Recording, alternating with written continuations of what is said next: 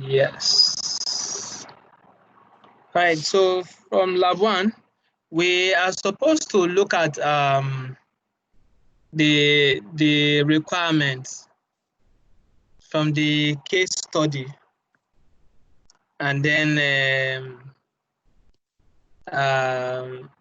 identify according to the task that we have. So I'm going to open this other link here,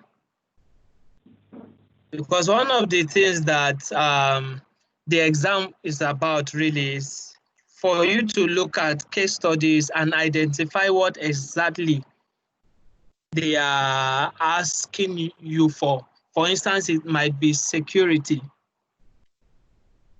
And then the question will ask you in line with what is best fit for that security. Okay. Do we understand? So Yes, ma'am. let me see if I can show an example from the questions we have here. Let me look for a particular case study. Okay. This is not a case study. This is not. This is not. This is meant to be a lab. This one is meant to be a lab. Okay. I still have a voucher, so I need to get preparing before 31st of July now for this exam. Yes, exactly. So it's day and night now. You need to take it. I said yeah, it's supposed to day and night studying. Yeah. Yes. You only have like less than 14 days before the 31st. So you guys, okay, tell me something. Here's what I done, but I'm seeing with the COVID thingy. I think I'm to reschedule my exam and write it online. So I don't know, Daniel, you saw like the recent Oracle exam that I wrote. I wrote it online. So I just wanted to find out if I had scheduled to write with the testing center, can I reschedule using a voucher to say, okay, I want to cancel and I want to reschedule the exam. Does the voucher work again? Yes. It has to be 5 business days. 5 business days before your exam. So it's still a long way. You can cancel and reschedule. So I would definitely cancel tomorrow. Yeah. And reschedule. I will put my exam on the 30th. Okay, you can even do it tonight if you want. Yeah. Same man, I think I'll do on the 30th. Just for me to practice then. But I will not do that. I think on the 24th you have to know everything. The last week is just polishing, just making sure everything is intact. Yes. I'm looking for case study. I'm yet to get this. Okay, say for instance, now you have this company plans. So these are examples. Plans to do this. They are for ingest. They are for storage. They are for preparation and training, model to model and to serve. Then they begin to ask you questions. What do you use for ingest? Maybe Azure Data Factory. Yeah, that one I know. Yeah. And then for storage, what kind of storage? So you need to look at what specifically. Yeah. Company plans to use platform as a service to create new the process. Yes. Can you go up a bit? No. Can you go up a bit? Where the scenario is. Okay. So platform as a service. Platform as a service. Oh. So you need to know multiple data sources, and then ability to orchestrate workflow, then provide the capability to run SQL Server. Yes. And then for storage, we have to optimize storage for big data workloads, provide Optimize for big encryption, data, then provide the encryption of data address, then operate with no size size limit. limit. All right, can you go down? So if you to answer that, what would you use for ingestion based on those specifications? What would you use? Would you use logic Data apps? factory. That I would use. Does logic app, yeah? I would definitely go for the data factory. Or a data factory? Wale, Yeah. what would you have gone for?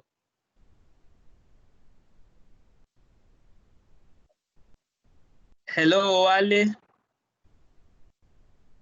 Yeah, for ingestion. I guess it'd be hello. Yeah. I'm here. I'm here. Like your network. Hello. Well, can you hear me? Yes, I can hear you. Okay, so I said for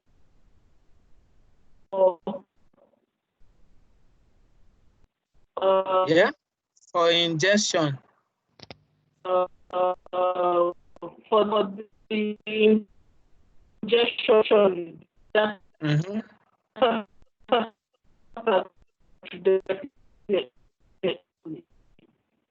The network is bad. Okay.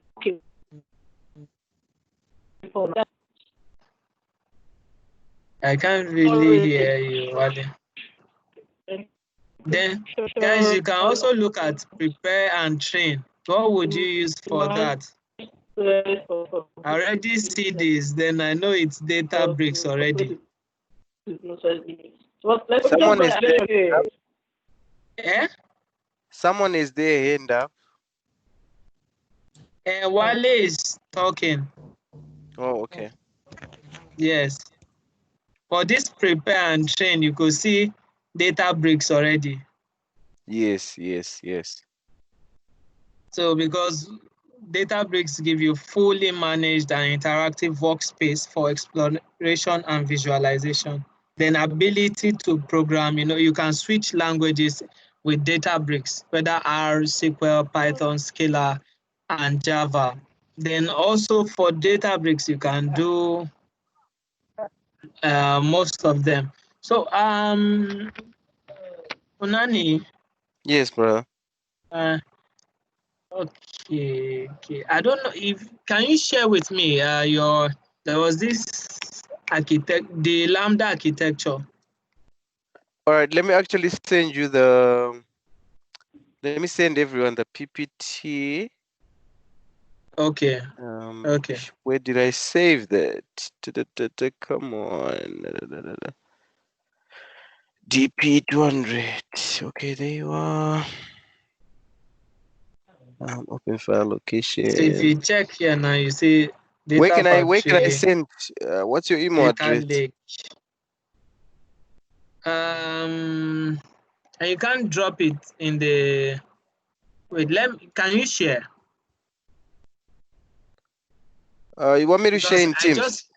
Yes, I just want to use it to explain something. Okay, cool. That's fine. Let me share.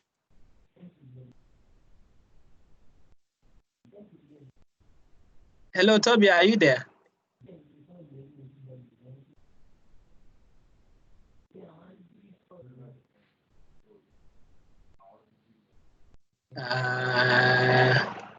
Can't really hear him. Okay, can you see my screen now? Yeah, it's coming up.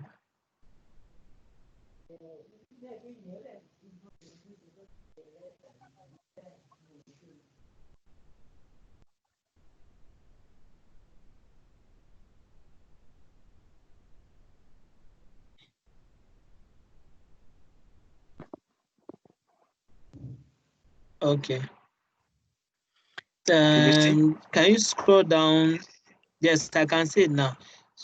Can you scroll down to where you have the Lambda architecture?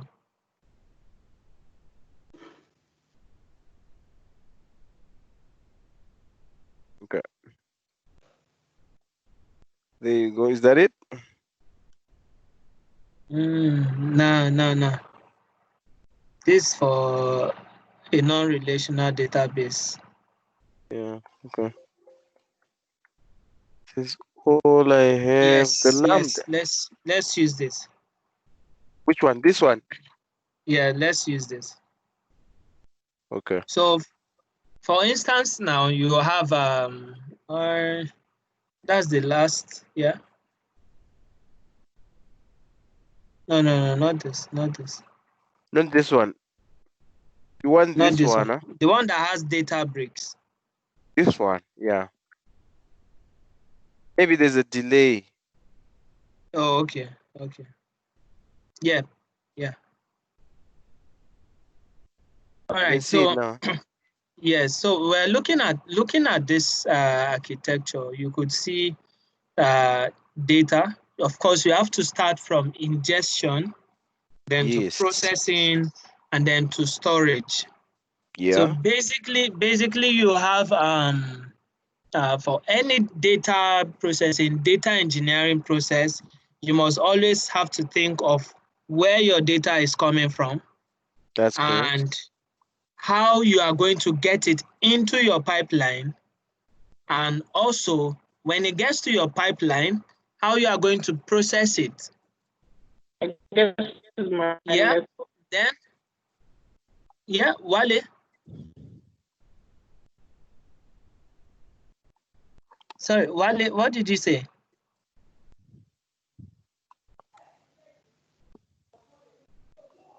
Hello?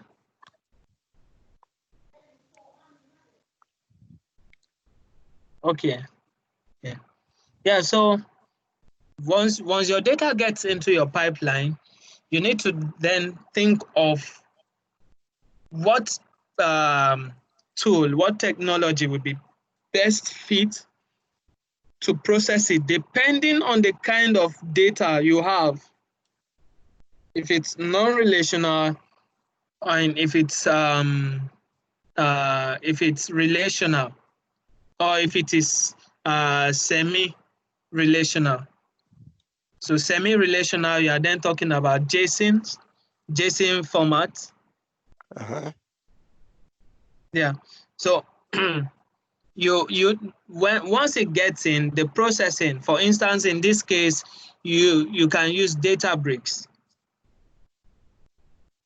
to process it. And then aside Databricks, you can use Jupyter Notebook to process it. So it depends now. On Azure, you are charged for Databricks, but you still have Azure Notebook. And another way you could do your processing or manipulation, again, is to add triggers. And part of the triggers you can add are Azure functions. All right. Yeah, so you can use Azure functions to process, to manipulate. That way you can bring in your Python script or your R script to do manipulation. And then once your data, remember what was coming in through from ingestion, you have raw data that have not been manipulated. No feature engineering has been done on it. No normalization or aggregation has been done on it yet. But when it runs through the processing, your code, which may be on Databricks, where you process it, where you turn it to information, you have to store that information to another database. That's true. So, yes, so that information, you can store it inside, generally, we recommend an Azure Data Warehouse. An Azure Data Warehouse, which right now Microsoft calls it Azure Synapse. Yeah. Yeah. So now, so in a Lambda architecture, let me see if I can browse one, I need to show us a typical example of that for a Lambda. Okay, so should I stop presenting? Just hold on, just hold on. Okay. Just hold on. An Azure Lambda Architecture. And the good thing is just that you know how everything works. No, I didn't see go there. So let me save image. Sorry, I'm trying to open it here.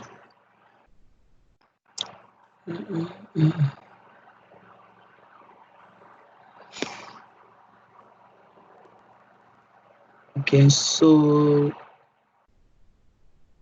and we are here.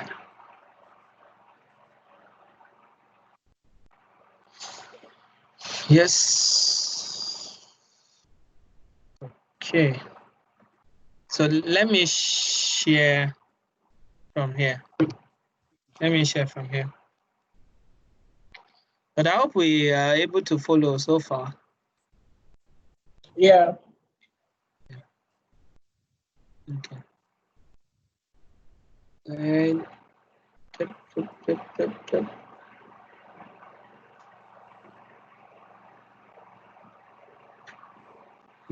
Lambda. Yes. Okay. So can you see my screen? Yeah. All right. So you can see the way it is here. So majorly when you have unrelated or non-related or unstructured kind of data, the place where what you will use basically for such kind of storage is going to be Azure Cosmos DB. Cosmos, yes. Yes. Okay. So Azure Cosmos DB has about 5 APIs, 5 different APIs, depending on the kind of data you have. So if it's graph, you are probably talking of Gremlin. Graph API. Yes. So you are going to probably use the Gremlin API. Then if it's documents and the likes, you can use MongoDB or something that is in that line. So there are basically 5 APIs: Cassandra, Gremlin, MongoDB, SQL API, and Table API for Cosmos DB, for just Cosmos DB alone. So if you are creating a Cosmos DB on Azure, that I might not talk about that now. You need to specify the API itself. Okay. Do you understand? You need to specify the API you want to use. And each of the API, just like you have for a SQL database. For a SQL database, you have table, and inside the table, you have columns and rows. All right. Okay. So majorly in a SQL DB, you are looking at tables and items or rows. The same thing here. You have a colon and row kinds for the different APIs. So you could have container and partition. Container and partition for each of them, for the different APIs. And each of the container has its own name. So a container is probably like a table. And then your partition are the rows. Sorry, and the items, the container and items. Container items. Then just like you have primary key or a table key. That's what you have partition for. Okay. So on table, you group things by similarity. What's their similarity? Say a particular key, right? Yeah. Then on these columns, on this Cosmos DB APIs, you have container, which is the same thing as a table in a SQL database. And then you have partition as the same thing as a primary key on a SQL database. And you have item as the same thing as row. You know, a row is a unique record. Yeah. Yeah, so the same thing for a container contains items. So items are unique records. So if we are bringing a log file and we want to save this log file to in one of the APIs, say for instance, MongoDB. Say for instance, we want to save it to MongoDB. It has to be stored inside a container as an item, but with a particular partition key. Okay. Okay. So this container and item concept, the same thing applies. The same thing applies in Azure. The same thing applies to a storage account when you are working with blob storage. So Azure Blob Storage 2 stores things in containers. And the containers, you can set partition key. So here's the trick. Here's the trick. If you are automating, just like you are using this, you are using Databricks to say store this type of files in a particular container. But when you are storing in a particular container, you need to tell the partition, because partition is what will separate them, such that when you are querying this result, maybe for analysis or for whatever you want to use it for later on, you are going to query based on partition key. Okay. I hope I've not lost anyone. I'm following. Right. Wale, Toby. I'm with you, Daniel. Okay. Yeah. All right. So for a SQL, for a storage account, so you can see most of them in the same form. Cosmos DB, Azure storage account, blob storage. They are in the same order. Both use the concept of containers, partition keys, and items. Items are classed or grouped based on partition key. So for each item you are bringing in, it will have its own partition key. Okay. And when you are automating to save items, and if you are going to be asking it to create a partition key, if you are going to ask it to create a partition key, let's say we have the attributes of this entity is, for instance, it has name, it has size, it has a length of words in this file, say this log file. If we are going to store it, if we are going to save this particular file after processing, what is going to be the partition key? Is it going to be name, or the size of the file, or it's going to be the length of words inside the log file? So if you are going to use name, you need to ensure that the name is something that is common, something that you can cluster log files with. Do we understand? Yes. Because for every partition you create, you will be charged on Azure. So you need to be careful what amount of partition you create. What amount of partition you create. And if you have so many, for instance, you are storing 1 million items in that particular Cosmos DB API, or maybe your Azure's blob storage. If you are storing 1 million items, and for each of the million items, you are busy creating partition key for each one.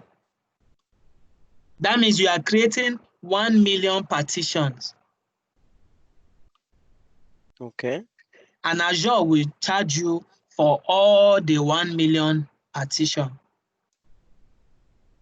All right. So you can have one partition that has 1 million items inside, and Azure just charge you for that, for just that one partition and not the items.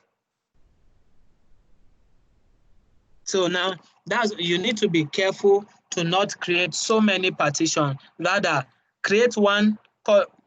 So for instance, now name, or let's say for instance name. If it's human being information you are storing, probably you want to create partition based on gender. No matter who you are, you would always either be a male or a female. Yeah. Or maybe in between. In between. But you cannot go be above 3. That means we will have 3 partitions, right? Yeah. Even if we have 500 million people, either they fall into partition 1, partition 2, or partition 3. So Azure will charge you for just 3 partitions. But imagine you are now using name as your partition key. Then everybody's name might not be the same. You might only have maybe few cases that out of your 500 million people, maybe 3 people, 4 people, or 100 people, their names were the same. Namesakes, which is very rare. But imagine you are creating almost 400 million partition. Azure will gladly charge you. And you know it means more money for Microsoft. So for instance, yeah. So you need to know how to minimize costs, what you should not do. What you should not do, so that you can actually take advantage of what cloud storage, the advantages of cloud storage as compared to on-prem storage. So then back here, so you can see for unstructured data, you have everything going. If you are talking now of unstructured, just know that you probably can use Azure HD Insight to process it. Or you can create a pipeline using Data Factory. Whoever is going to come from, whether it's stream or batch. So there's a lot of people have confusion around what is stream data, what is batch data. Does anyone want to explain that for us? Or make an attempt? Let it be interactive now. I think for stream, Daniel, for stream, the is just explanatory. It's like you are streaming live, almost real time. So batch is like scheduling refresh. You schedule something to happen at a particular time. Okay. Is any other attempt? Yeah, I think Topi is right in that. So stream data means something that like it's near real time. That there's no like intermittent. So for example, say you're collecting data from an IoT sensor, for example, that is reading number of cars passing on the streets. So it's always going to be sending you, that data in real time. So it's like so there's no pause and scheduled event like that. So as opposed to batch. So a batch takes, for example, a bulk. Maybe you can take a bulk and send at a scheduled time. So it's not. So it may be maybe twice a day or at any time we specify. So I think that's the difference, as Toby said. Okay.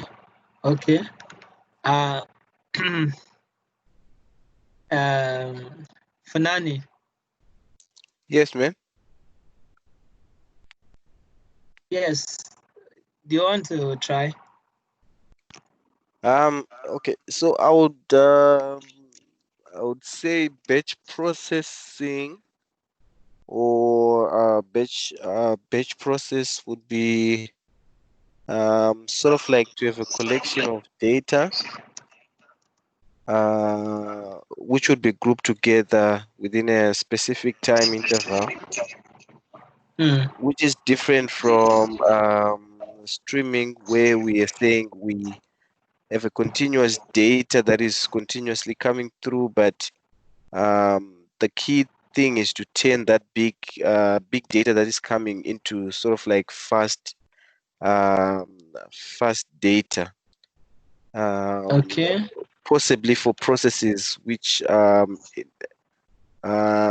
this would be sufficient for processes which will be in real time, and then for batch processing, this would be like for your reporting maybe, where you're planning to have a data warehouse where you don't necessarily deal with that data on a daily basis.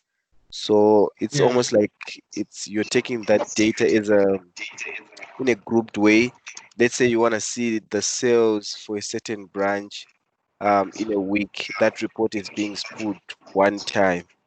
But then streaming processing is like real time. You want to see the example that was being given, your IoT device is giving you data of how many cars have passed in the last 10 minutes. That data is continuous and it needs to be updated maybe to the applications that will be interacting with your database as soon as possible. So I think that's how I would explain it. Okay. Yeah, I think we all have the idea about what it is really. Sorry, I was sharing. Yes. So whether batch or data, depending on which you have, you can always send that data through a pipeline or set it up as a job that continuously works through. So in Azure Data Factory, which we would look at maybe in the next few days, to look at its component, what we can do, security around it, and all. You will see there that you can bring in both stream and batch data, and also the same Azure HD Insight or Kafka.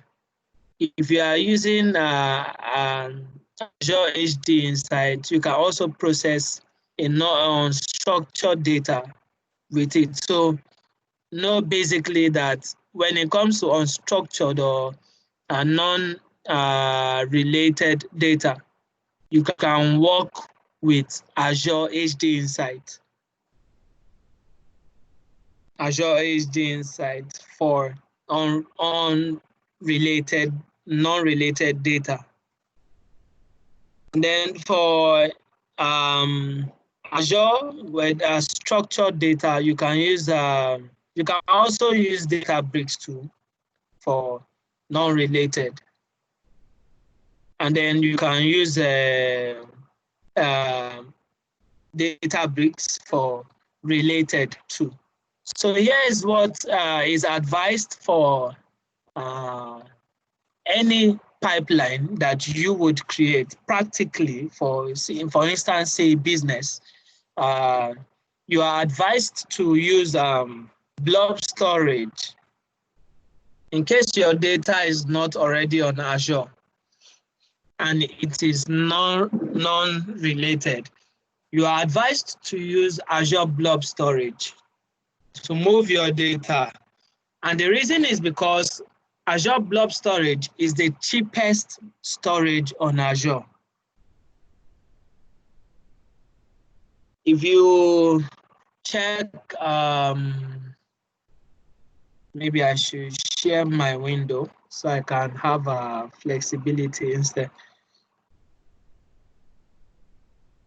Yes, so if you check Azure Calculator,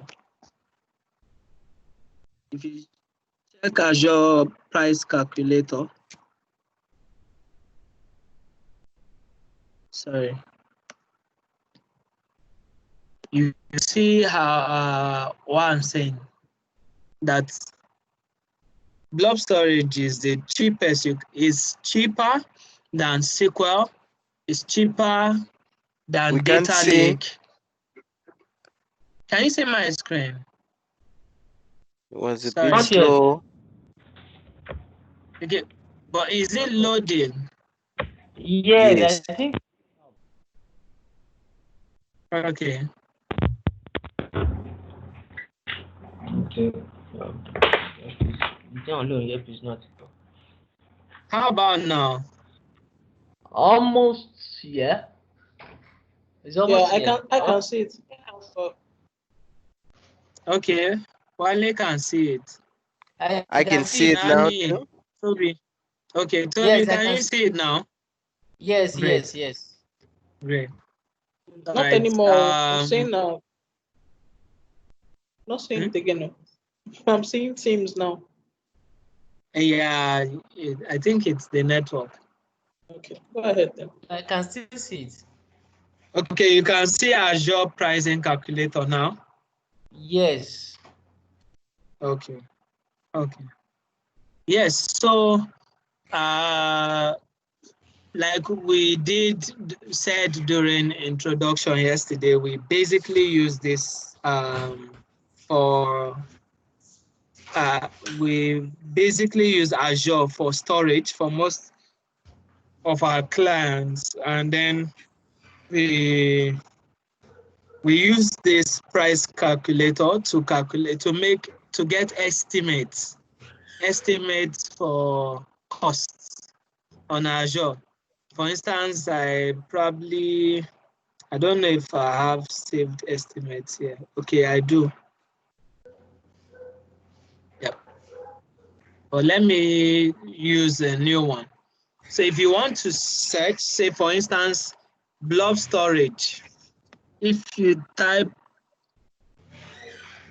blob, you won't see. It's inside storage account. If you select storage account, it adds storage account for you. And if you come down,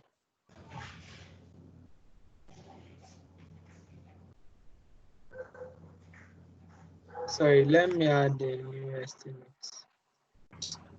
It added it here.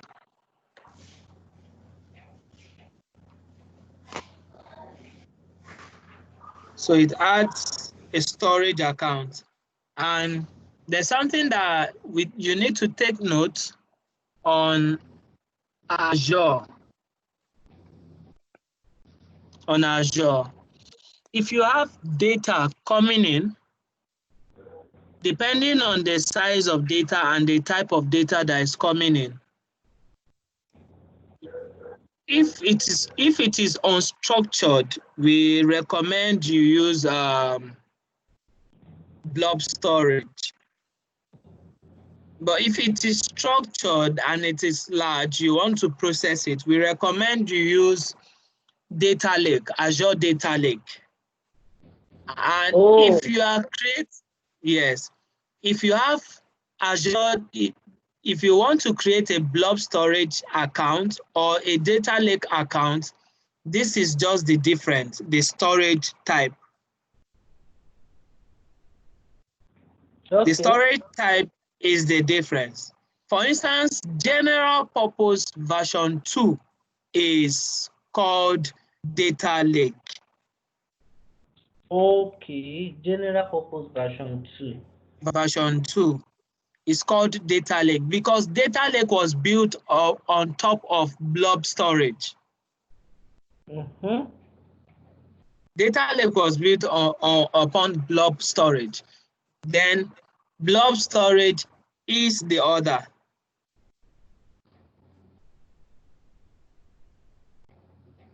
So this is one. This is ordinary blob storage that you can use for unstructured data. Then general purpose version 2 is your data lake. Okay. Is that clear? Yeah. And Yes, not ambiguous. yes. Okay. Not ambiguous. So it's All it's right. just 21 bucks per month. It's 20. Okay. The estimate here. Yes. That But is so cheap. when you begin to change the size, you said it's what? I'm saying it's cheap. Yeah. When you begin to change the storage size here, this is 1000 gig, a terabyte or close to. You have this. You can see the price is dropping. 10 gig, 100 gig. Not yet. Yeah. Okay. Okay. So if you have a small application and you want to host it, I think this would be cheap. Yeah, it's cheap, really cheap. Then change depending on the number of write operation that you want to do. You know what this is referring to, right? What? The what? For instance, a create operation. You know, the normal Oh, CRUD operation. CRUD operation, read, yeah. update, delete, or create. Yes. So if you are writing a create statement and you are doing 100,000 create statements, you are paying 0.50 pence.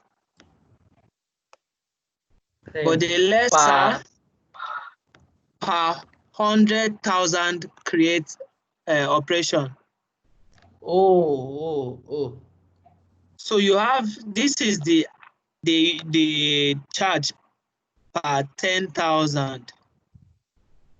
$0.05 per 10,000 write operation. And the same thing for a listing and creating container operation. So if you are creating a new container, you will be charged for every 10,000 container. You'll be charged $0.05. And you can see that this is very, very cheap to use.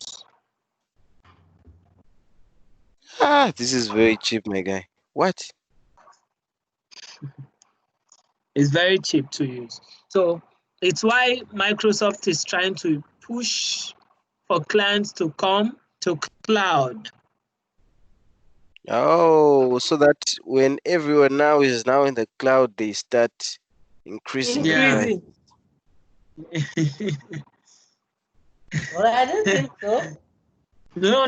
It's they use the economics of scales Yes. principle here. The more people that are on it, it's cheaper. Cheaper, exactly. The more people on it, it's cheaper for them because they have all the infrastructure in place. Yes, in place, and then they get money. Their money is coming in. Oh. Yes. Yeah, so that's that. I was here. I was explaining this. Yes. So for when your data is coming in and you are using Databricks, for your Databricks, you can set it Azure wise. You can use your Azure login to create workspace where, let's say for instance, your company now, you are using Microsoft Azure and you have Active Directory. You have Active Directory on Azure, and you want to, you also in that Active Directory, you also have a group, let's say data engineering group in that your Active Directory that comprises of maybe, yes, a secured group. And that group, you want them to be able to have a workspace that they can process data, they can access any data. If one of them push data online, they can access that data. If that data is mounted on Azure data, on any of the clusters. Yes. Yeah. I got that. So yeah. So Azure Databricks also has its own storage where it creates a copy of the data you mount there for manipulation. Then once that is done, it then runs the same for your data. What Microsoft does is that it tries to, whatever data you have, it tries to replicate, tries to create a copy of it. So in case disaster, in case of disasters, you can always access your data. Stuff.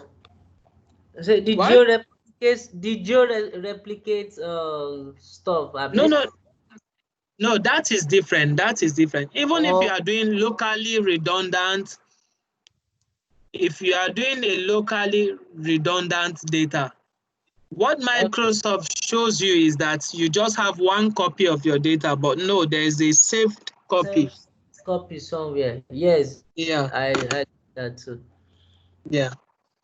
So as I was saying, on Azure Databricks, you can create a workspace for a group, for a secured group in your organization where they can come together to work together or collaborate, and it can be accessed anywhere. You can access, as a worker, maybe a data engineer in your organization, you can access scripts or your code as written or manipulatory code on Azure Databricks. You can access it on mobile, you can access it on your desktop. Okay.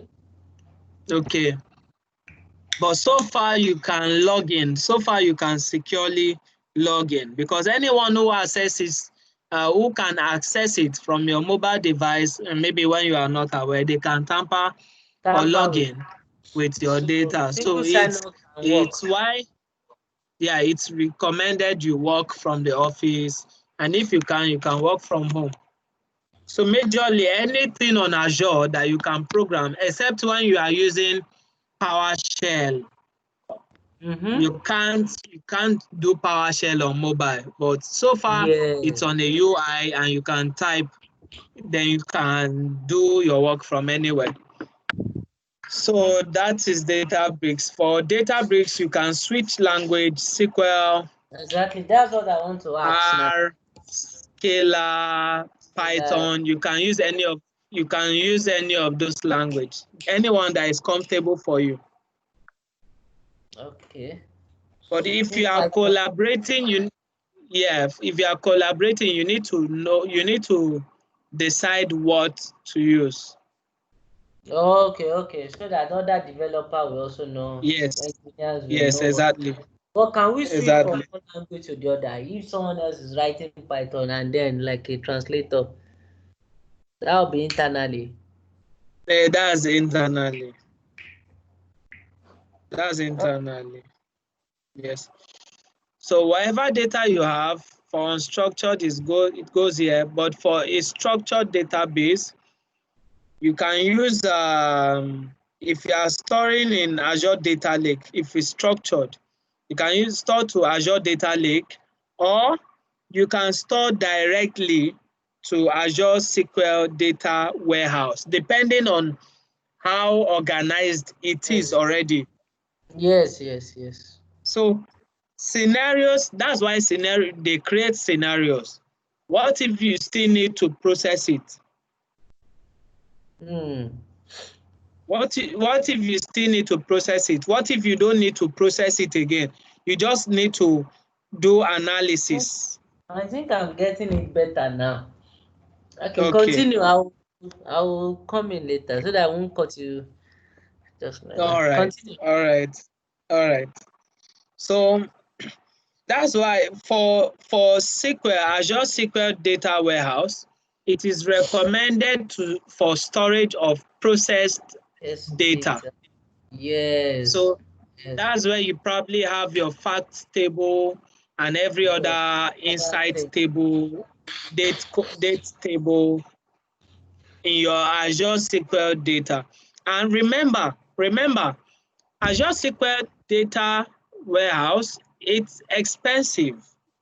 Yes, that's what I want to say. Azure SQL Data Warehouse is expensive. Yes, it's That's what I'm expensive. about to say. Do you know why? No. Let me show you something. That's what I want to say, that most of the clients, when they see the price, they will want to run away. Synapse, yes, this is their new Synapse analytics. So for Azure Synapse, you are looking at what type of performance you would want for it, if you are using Gen 1 or Gen 2.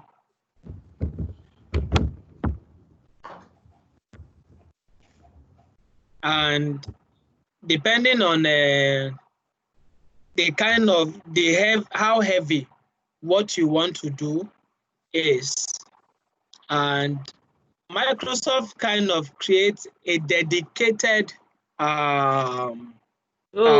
storage. Capacity. Yes. Oh, maybe that's why it's expensive. And they are called a data warehouse block. Okay. So, and they are actually the SI unit for it is data warehouse unit. Oh, sorry, data warehouse usage. Okay. So if I'm using just 100, it's cheaper. So you need to know how many blocks you want to have dedicated to your work. You can see the more you have. But what determines your data warehouse usage is the size of the files you have. From the data factory? Yes, from what is coming here, what's coming to this storage, and how long will it be? How long will you be storing? For instance, if it is sales data you are gathering, you are probably going to save that sales data in the storage for how many years? Maybe 20 years. Okay. You don't want to lose data because you still want to do prediction. Okay. Do you get? So now, that. and you want to group those data maybe based on years. Yes, So yes. how many? And those based on years, you want to classify them maybe based on department or revenue kind, different things. So it's the more you are storing data, the more DWU you'll be consuming. Okay. So it's a matter of time and file size. Yes. I think that is straightforward. Then how often do you want that data to be To be cut. available? Yes, Yes. yes, yes. I think So it's straightforward like then, that. yeah, then the matter of SLA comes in. Okay.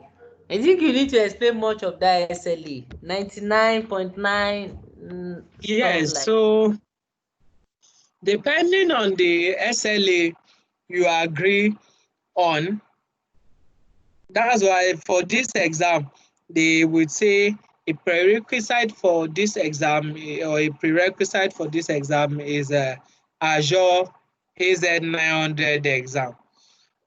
Yeah. But I've not done funny that. enough, eh?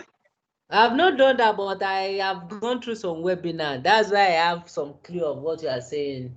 Okay. Wale, I think Wale and I, we've done it. Just little time. And the voucher I Yes. have is for even is a 900, but I'll use it for this and get another voucher soon. Okay. Yeah, so if you also want to write that exam, I can share the dumps with you. Oh, Which one? thanks. So I want Yes. to write is Yeah. a 900. Yeah. Which one? AZ900. That's fundamentals. Yes. Yes. But mind you, there's a new exam. Okay. DP. Yes, I There's the DP data fundamental. 900. Yes, data Yes. fundamental. I saw it. You mean the data Mm, fundamental? DP900. I don't know. yes. I saw that on Saturday. DP 900. And AI 900. There are two. What are those? Yes. I think we are So just trying DP to. 900, I think it will DP900 is be Azure Data is Fundamentals, data fundamentals. but it's still in beta version, huh? Yes, it's still beta. I don't like beta exams. I wrote why? I wrote beta exam. Seriously, Nani. Yes. I wrote beta exams. Sometimes it's Uh, good to write them in beta to me. I don't know, Daniel. So Yeah. far you can get the scope before they start expanding Yes. the exam. If you can get the scope right, it's always good to write them in beta, and they will still be limited to few questions. The thing with beta is that beta are they are evolutionary exams. They evolve from pre-existing ones. Yes. Yeah, so you need to know basically what the pre-existing ones covered, and then you can prepare for them. I think you are right. Yeah.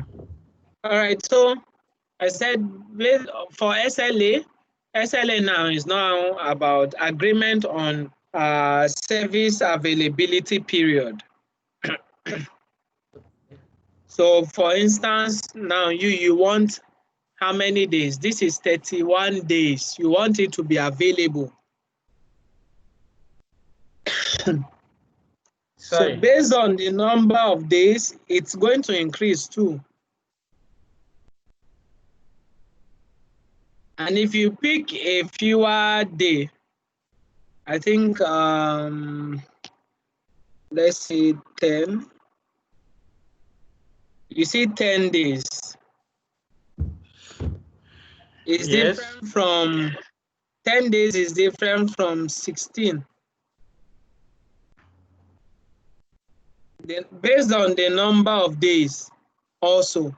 So this charge here is dependent on number of days per month and the amount of DW blocks you will use.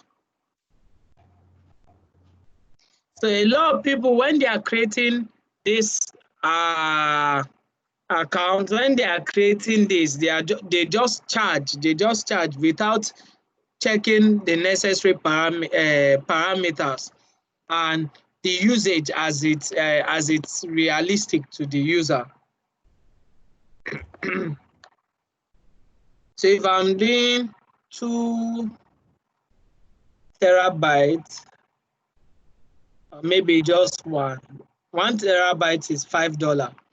So you see now that it's not about the storage size, but about availability period and how many DWUs will be dedicated to you.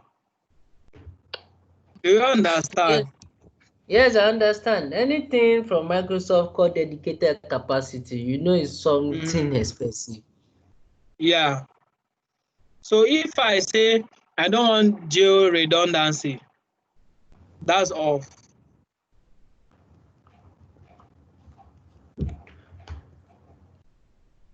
So you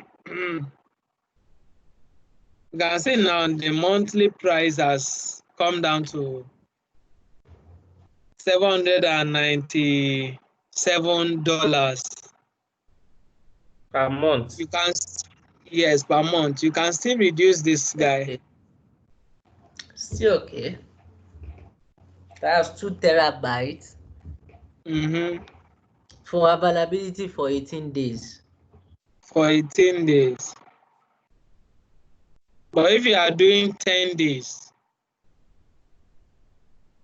Is okay, Daniel? Those days are they going to be converted to hours, or just it should be like a single day? You can convert to hours. Well, you know what I mean. Yeah. You know what I mean, that like 30 days in a month.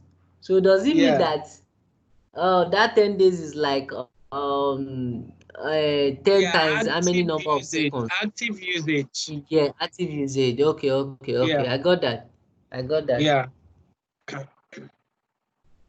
All right. So I hope I've Okay, continue. I hope I've not lost anyone. Wale.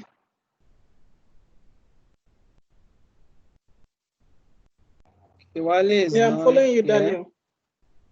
I'm here. I'm here. All right. Following you. I'm not lost.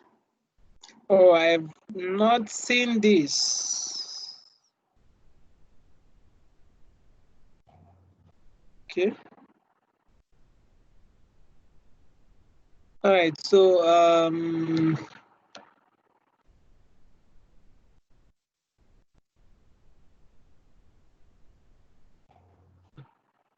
okay. And if you are adding data flow or pipelines to it, Azure Synapse now, to carry us all along, they kind of added some capabilities or some work you could do with Azure Data Factory. They kind of brought them into Azure Synapse. Okay. So you can set up a data pipeline with Azure Synapse. The same thing you could do with Data Factory. Okay. So and then yeah. So that's why we say for active usage, if you are going to be doing 730 hours, how long will that be? Will it run? Okay. So you can say, oh, I just need it to run 4 hours in a day. That 4 hours is from 12 a.m. to 4 a.m. And it's doing that every day for 31 days. So it means that at only that time I can query the data. Yes, yes. So when you calculate that 4 hours times 31, how many hours will be that? That's what you would have here. Okay. You understand? I understand. That's about Yeah. 100 and something. Something hours. So for it to run within that period, you can say 140 or 120 within that time, and it will do times that for you. And how many data integration units, how many inputs will be coming in? Maybe 3.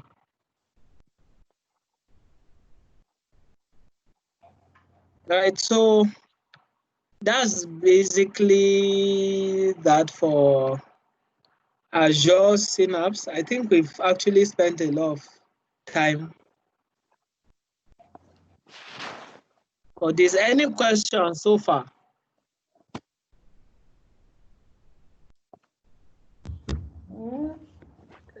Not from me. No question from me yet.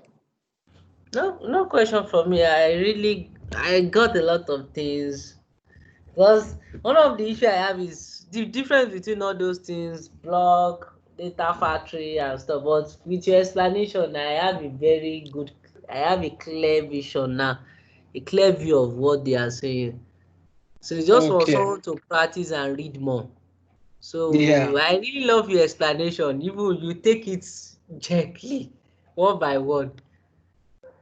Mm. Not about Great. rushing. Just little explanation is enough. You can pick it up. I Yeah. really like that. Yeah. I give kudos on that. Thank you. You're welcome. So is there any contribution to our discussion so far? It's 10. Any contribution? So, okay. So please, tomorrow, so we are more in line. We'll be working with lab 1 and lab 2. Okay. Okay. So please, I think I already shared the link with us. Yes, I think you drop it on. I'll try to look into that. Okay. If you see in this case now, you have in this lab, the student will be able to determine the appropriate storage type to implement against a given set of business and technical requirements. You'll be able to create Azure storage accounts and data lake storage accounts. You get, at least we talked about this a little, the Yes. difference between, and explain the difference between data lake storage version 1 and version 2. They will also be able to demonstrate how to perform data loads into data storage of choice. Yep. So we'll focus on lab 1 and lab 2. So our assignments here now would be that individually we go to the various lab under instructions. You see lab files and you have instruction. Lab files as one folder, instruction as another folder. We are expected to go through those two. These are the files. Yeah, so you come to lab instruction to go through. This is lab 1, and then for lab 2. So you are expected to go through the scenario for each of the lab. You have to meet up through the objective through this guide.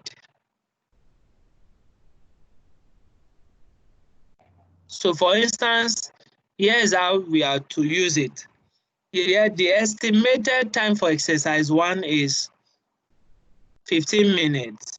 And what's the task? We are supposed to go to the case study and identify the data requirements of AdventureWorks. If you are creating a SQL database in Azure, you have the option to either automatically add Azure AdventureWorks database to your new database. Yes, You have the option. Yeah, you have the option to do that. But here we already have it in our lab file, the data index. We have it already.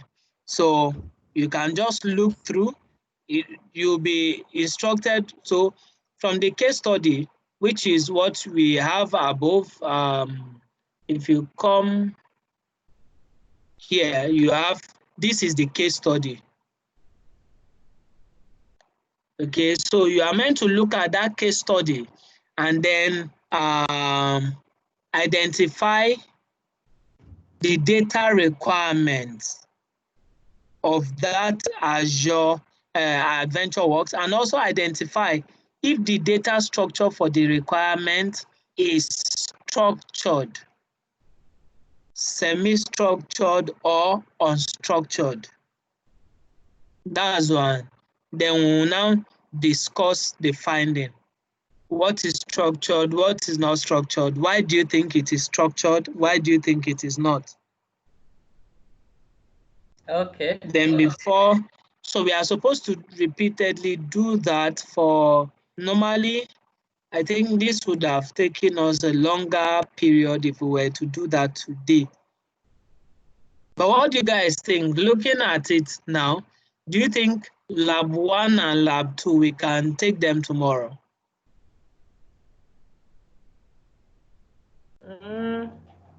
I think so. Let's other people talk to. Funani, Wale?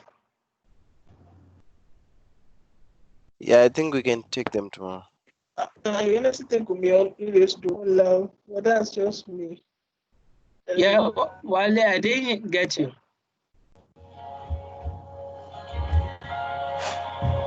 Sorry, Wale. Okay, I'm down for that too then. Try and take two tomorrow. Okay. Okay. Yeah, I was skeptical that we'll be able to finish 2 tomorrow. Since just yeah. Don't worry, I agree. Look at the time. The estimated time. Yeah. Look, the estimated time is 60 minutes. So we can finish a lab in 1 hour.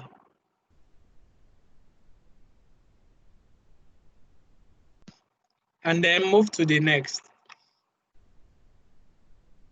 Right?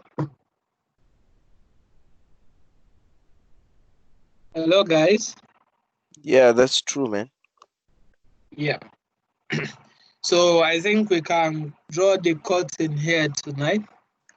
Yeah. I really hope that tonight was insightful for everyone of us. Yes. It was very insightful, man. Thank you so much. Thank you so much. At least you broke everything down, and then have clean now. All right. Can you send us the Thank you, dump guys. now before you sleep? Sorry? Can you send us the dump now? Yes, but I had timeline to do that.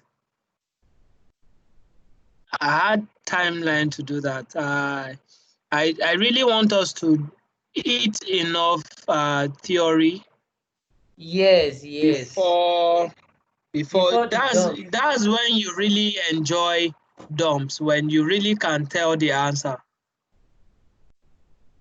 I think I Right. support you.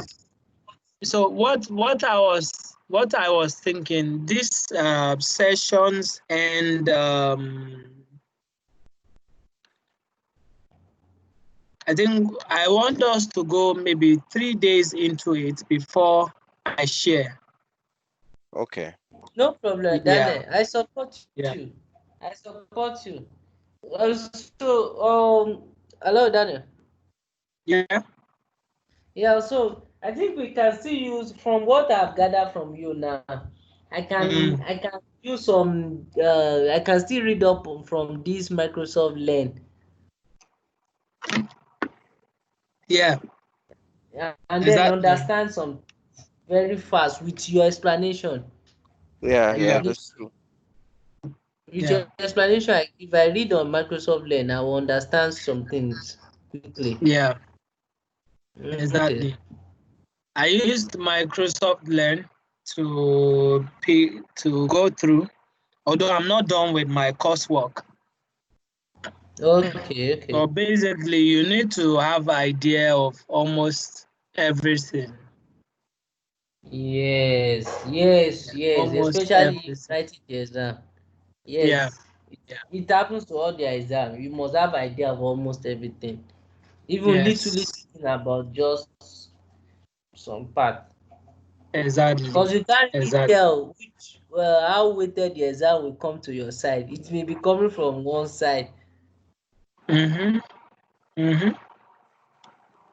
So that's true. We need to reach out to Kemi. Yes.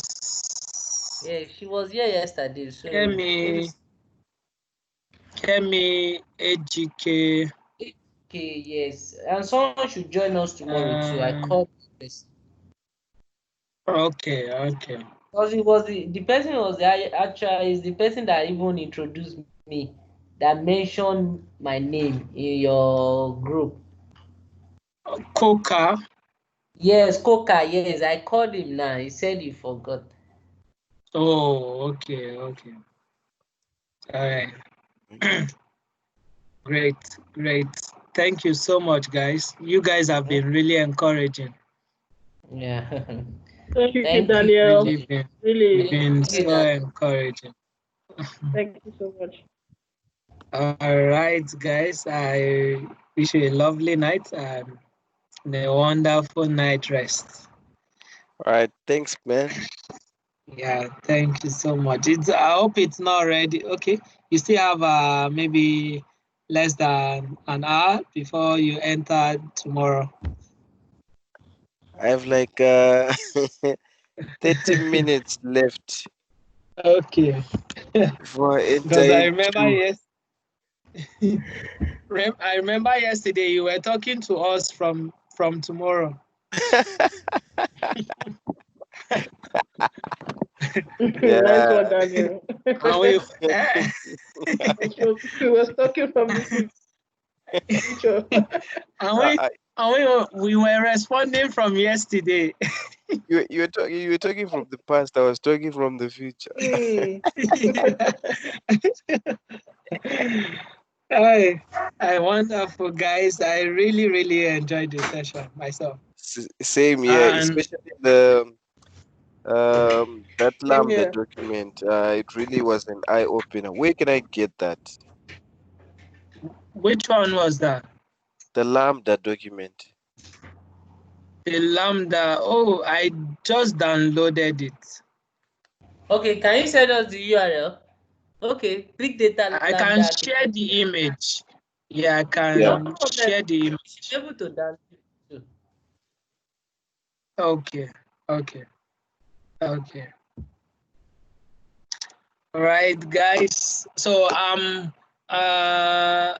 one thing I couldn't do yesterday or today earlier was to add you people to my organization on Azure as part of my Azure Active Directory. Okay. So yeah, I couldn't do it because of time. Yeah, I think I will do that tomorrow or maybe before I sleep tonight. So you should receive invites asking you to accept invitation. Okay. Yeah. So that way you can actually chat.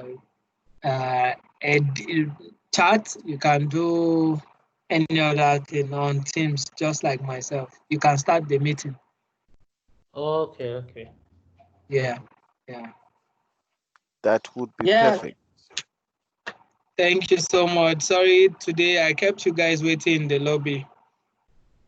No, that's My fine, man. sincere apologies. That's All right, fine. so please, let's also try to evangelize. Look for people around us. Like Funani was saying yesterday, I also thought of something like that, but it wasn't clear in my head. But when you said so again, I was like, yeah, exactly.